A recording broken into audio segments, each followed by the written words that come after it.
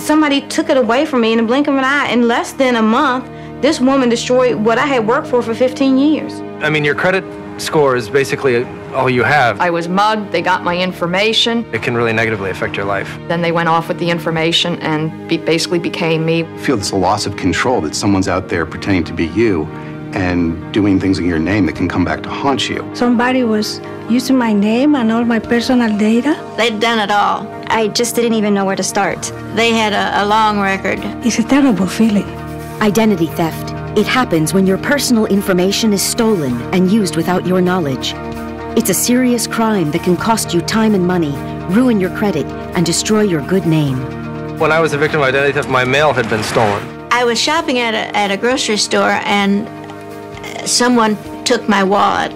I think I made a purchase and they stole all my debit card information. My briefcase had been tampered with, and when I looked in it, I saw that my passport and my driver's license, which I had in there, had been taken. Identity theft happens when someone takes information about you and then uses it to commit fraud. Identity theft is very serious.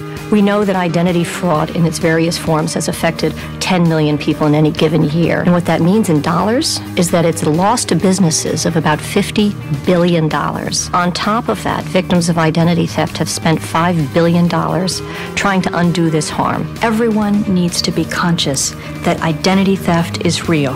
When you get news that your identity has been potentially stolen, it's sort of this open-ended problem that has occurred, and you don't know what's going to come of it. No one's immune, which isn't to say that we're powerless. There's a lot we can do to deter, detect, and defend ourselves.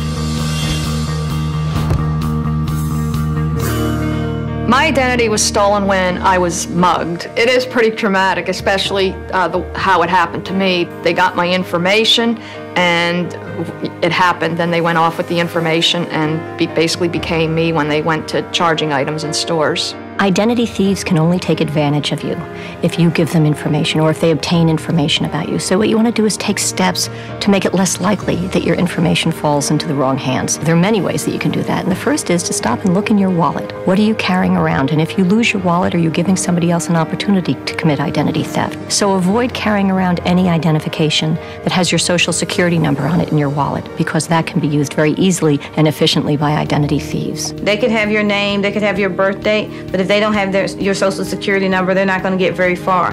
But all they really need is a social security number, and they can misspell your name and still get credit. The only place that social security card number should be is in your head and protected somewhere at home where you keep your other valuables. And if someone asks you to provide a social security number, ask them why they need it, how they're going to keep it, how they're going to safeguard it, because you don't want that number to fall into the wrong hands. I had an incident that I thought was a valid reason to give out information until they asked for my social security number. I went as far as the first 3 digits. I thought, gee, they don't need that. And then I hung up.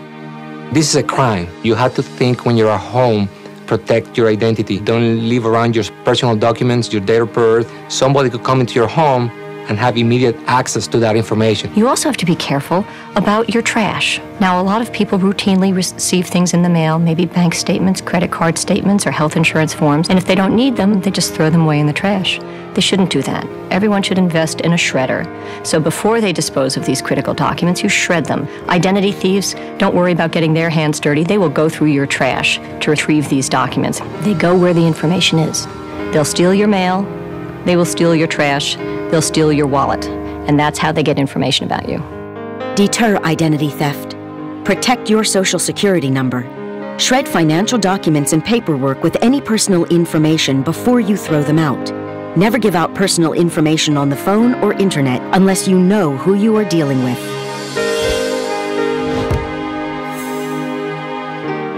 My name is Nicole M. Robinson. The woman who stole my identity, her name is Nicole A. Robinson. She stole my information from the pharmaceutical company that she works for. After this happened, it devastated my financial life. I ordered my credit reports, and I received a credit report in the mail that was 54 pages long. It had over 170 accounts, 140 of them were in collections. It had 42 different names and 65 different addresses on it. Not only was somebody else reaping the benefits of my good credit, I could no longer have access to my own good credit.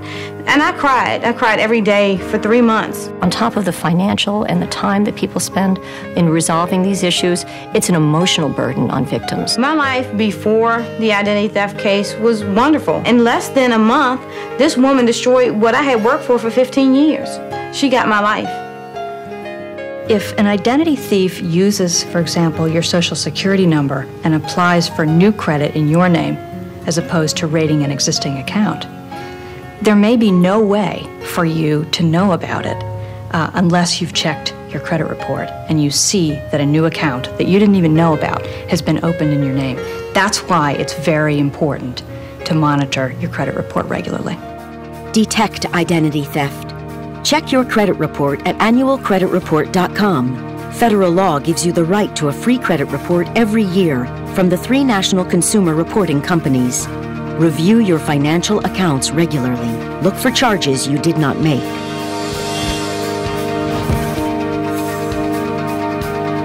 When someone realizes that they're a victim of identity theft, it's like getting a kick in the gut. You know, you feel paralyzed for a moment, but it's really essential for victims to move quickly and deliberately in starting to resolve the problems that arise from identity theft. I did what everybody knows to do, and that's call your credit card companies and cancel your credit cards. However, that's not enough.